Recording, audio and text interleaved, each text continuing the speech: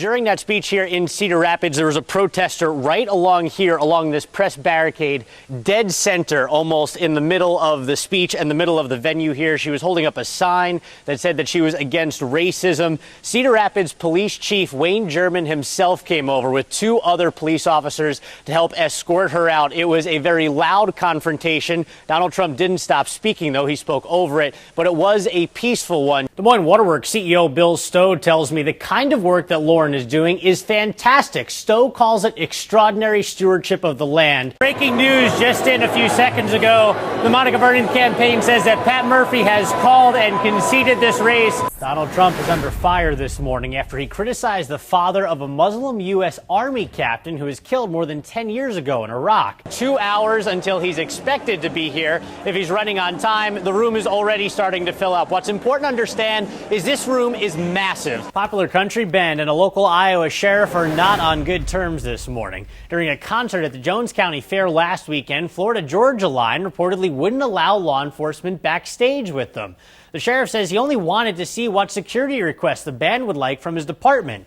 Jones County Sheriff Greg Graver apparently didn't appreciate that request to not have officers backstage, so he refused to escort the band's tour bus off the fairgrounds after the show, not once, but twice. Police are still looking for more information this morning about another weekend shooting. Officers found a man shot in the stomach by Conger Street and East Mullen Avenue in Waterloo. The shooting victim's expected to survive and no arrests have been made so far. She marries one of the most gorgeous looking men on the planet and the guy who created an app for a smartphone. Yeah. Kind of a wide range. The NBA is looking for a new city to host next year's All-Star game. The league fulfilled a threat to move the game out of Charlotte, North Carolina, after that state did not change a new controversial law. The reason I feel okay going on those at water parks, at real water parks, is because they've been put together by people who are way smarter than I am and figure all that stuff out. It's pretty exciting out here already, Karen. We have still cars driving behind us honking. Both sides are kind of assuming that those honks are for them. The Trump supporters are on the other side of the street waiting to get in.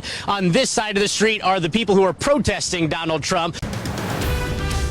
The world continues to feel the shockwaves of the historic Brexit referendum vote. As soon as markets opened after that finalized vote, they fell dramatically all around the world, and it's taken a week for them to finally just start rebounding. Fox 28 News reporter Kevin Barry explains why this may permanently change business around the world and here in Iowa.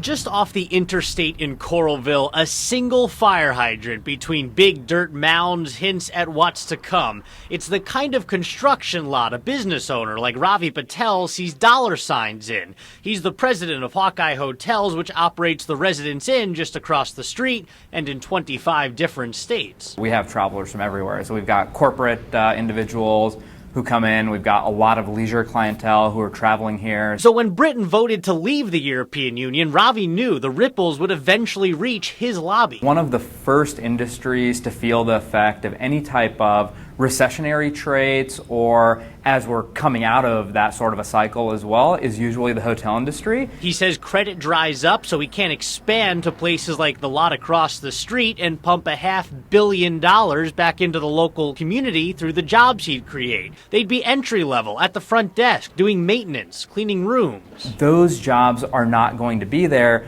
because of the types of things that we're seeing in the UK now. Patel says Hillary Clinton's policies stood to help entrepreneurs before, but especially now. She's offering plans to defer student loans for startup founders so they can get their businesses off the ground, which generally takes a few years. Patel says Donald Trump runs on his business record, but is contradicting nearly every economist by rooting the Brexit on. People want to take their country back. Iowa Republican Party Chair Jeff Kaufman says he doesn't think Trump's policies are extreme. Trump just stands out because he needs to. When you're not a politician and you're running against politicians, you better have a way of communicating that attracts folks like you to turn on their camera when they're around. Kevin Barry, Fox 28 News.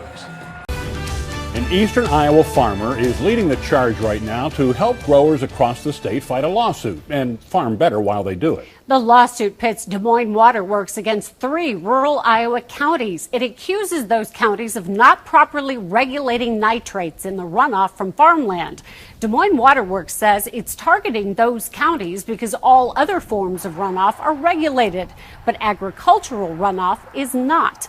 Earlier this year, Fox 28 News traveled to Northwest Iowa to talk to farmers who say they're trying to help, but they fear more regulations would add costs to operations already struggling to stay afloat. CBS 2 News reporter Kevin Barry is here now to tell us about experiments that could help both sides. Kevin? Farming has been around for centuries, and farming practices have changed when the people who work the land realize there's another, oftentimes better way to grow their food. One West Union farmer is stepping up and saying that going back in history may be the best step forward for farmers worried about runoff regulations. Look at an Iowa landscape in early May. I'm not afraid to make mistakes right out in front of everybody. Where seeds should be hiding below the bare surface. You can see right where the beans are going to be already. Lauren Steinlage seeds are covered by green. It's cover crop, not a new concept in Iowa, but what is breaking the mold is how Lauren is using it. Conventional wisdom says he should kill off the cover 2 or 3 weeks before planting his corn and soybeans. I've been told you're not supposed to be able to plant something this green in Iowa. But you're doing it anyway. Yeah. Lauren is putting his corn crop in while leaving the cover crop on the ground. Somebody said I should run a test for him. It's kind of what you're doing now, right? Pretty much. He calls it juggling nutrients, and he says it's the next step beyond sustainable farming. This is regenerative farming. These little white cells here, right there is a real nice one.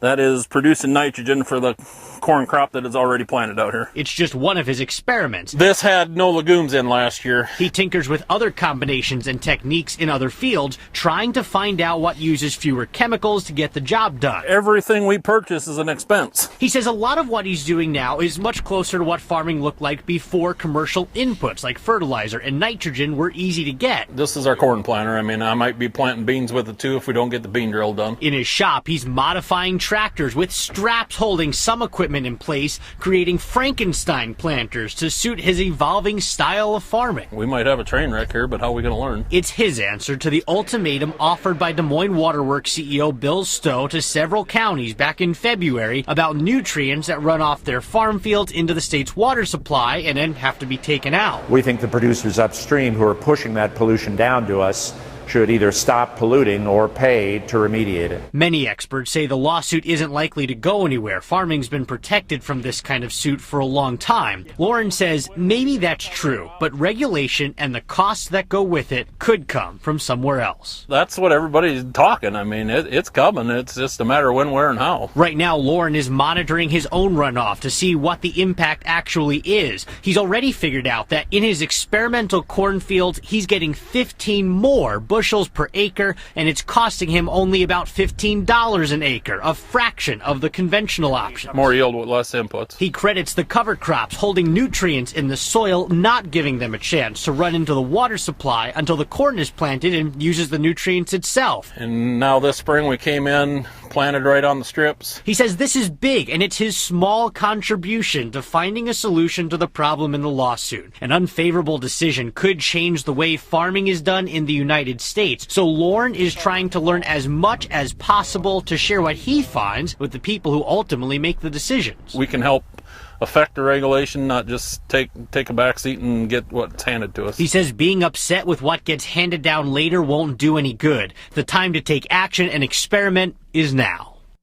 Des Moines Water Works CEO Bill Stowe tells me the kind of work that Lauren is doing is fantastic. Stowe calls it extraordinary stewardship of the land, but that it's not being done on a large enough scale to make much of a difference in Iowa. There are a series of questions that the Iowa Supreme Court still has to answer and motions relating to specific parts of the case that have to be cleared up before it actually goes before a judge all the way in June of 2017. Kevin Barry, CBS 2 News, 10 at 10. While the state parties are rallying members across the state, local teams in each county are also working for all candidates on both sides of the aisle. Just like the caucuses are unique to Iowa, Republicans in Linn County have one party supporter unlike any other. And it said, "Thank you for your great help on my campaign in Iowa. Iowans have their own reasons for being part of the campaign process. Laura joins me in thanking you for your steadfast support. But very few have handwritten letters from former presidents thanking them for helping win the White House. Sincerely, George W. Bush. Joni Scudder normally isn't lacking for words, but a letter like this is just incredible. But W better get in line. I love Joni Scudder. What does she do for the party? She adds fun, she adds enthusiasm, and she adds civility. I mean, everything that you want in a democratic process is embodied by her outbursts. Thank you, Joni. Let me tell you, Joni Scudder's from Lynn County, but she is one of the most enthusiastic Republicans in the state. It started when she and her husband moved to Iowa, and she got behind Lamar Alexander trying to take down Bill Clinton. Clinton won the White House, but Iowa Republicans got Joni, supporting candidates for all offices. A glance on her wall shows the history of Republican politics in Iowa, as well as any history book, with a story behind each picture. He would say to me, "What's up, boss?" And I'd look at him and I'd laugh because I knew I wasn't. When Mitt Romney ran in 2012, she committed to him before he even officially announced. Woohoo! He's my man. He said, "I'd like you to be my Lynn County chair." And I said, "I'd be honored." There are a couple of my two favorite Jonis in the world here. You know that? It's just... When other campaigns tried to pry her away, she stayed with Romney. This time around, it's Jeb Bush. She won't even go to events for other candidates. I want everybody to be known that Jeb is the one that I'm voting for in the Iowa caucus. Going to a caucus is like being the pig in the breakfast experience, not the chicken. You got to be all in. And that's what Joni is. She's all in.